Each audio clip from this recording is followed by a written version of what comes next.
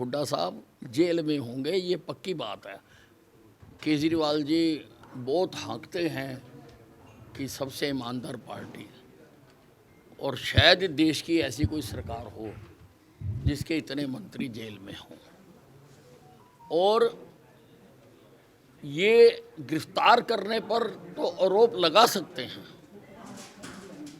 उसके लिए ये प्रदर्शन भी करते हैं, सारे जगह जगह पर अपना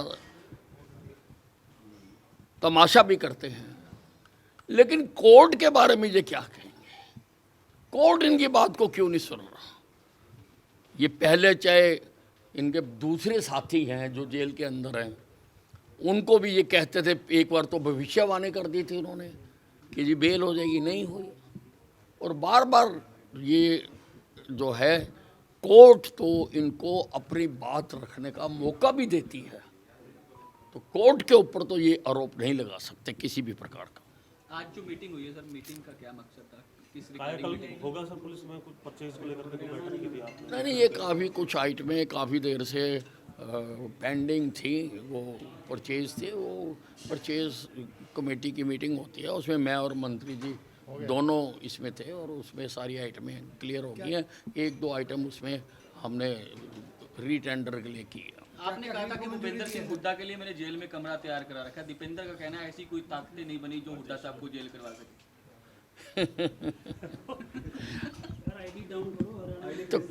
तो इतनी देर से जो केस चल रहे हैं, तो इन्होंने तो अपना फैसला ही दे दिया फिर कि वो जो केस चल रहे हैं, जिस कोर्ट के विचाराधीन हैं, तो उस कोर्ट को कोई अधिकार ही नहीं है। उस कोर्ट के ऊपर दीपेंद्र हुड्डा का अधिकार चलेगा, दीपेंद्र हुड्डा उसका फैसला करेगा। तो कोर्ट ने फैसला कर रहे हैं, और समय आएगा हुड्डा साहब जेल में होंगे, ये पक्की बात है। सर इतना पक्का आप किस आधार पे आप कह सकते हैं? देखिए, ऐसा है, ये इन सारे मामलों का मैंने अध्ययन किया हुआ है और मैंने उसको देखा हुआ है, और जो मेरी विजडम कहती है, कोर्ट का अलग मामला हो सकता है, कोर्ट सर्वोपरि है, कोर्ट कुछ भी कह सकती है, लेकिन जितना मैंने फाइलों को देखा है, तथ्यों को देखा है, तथ्यों को जाना है, उनके अनुसार कोई भी व्यक्ति उससे बच नहीं सकता। सर 372 आयु में से कितने अभी सस्पेंड हो गए, कोई रिपोर्ट आई है आपके पास? देखिए, 100 की रिपोर्ट तो उन्होंने डिपार्टमेंट ने मुझे दे दी थी, और बाकियों के लिए उन्होंने कहा कि कुछ में समय लगता है सारे ज़िलों से डिटेल इकट्ठी करने में, और मंगलवार तक या बुधवार तक वो सारे मुझे डिटेल देंगे। मैंने डिपार्टमेंट को ये कहा है कि आप मुझे 372 की लिस्ट बना कर दे दें कि एफआईआर कब दर्ज हुई थी, किस किस के पास इन्वेस्टिगेशन कितने कितने समय तक रही है, और अंतिम निर्णय आपने क्या, आज स्टेटस क्या है, और आपने एक्शन क्या लिया है अगर 1 साल से ज़्यादा डिले है तो।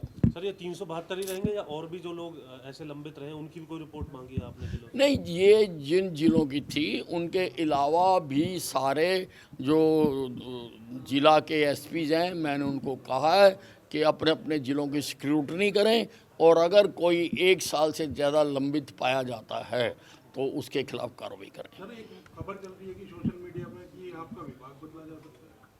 अब मुझे तो पता नहीं भैया कौन चला रहा है, अब जो चला रहे हैं इसका जवाब भी उनको ही देना है, मुझे तो मालूम नहीं इस बात का। Thank you sir.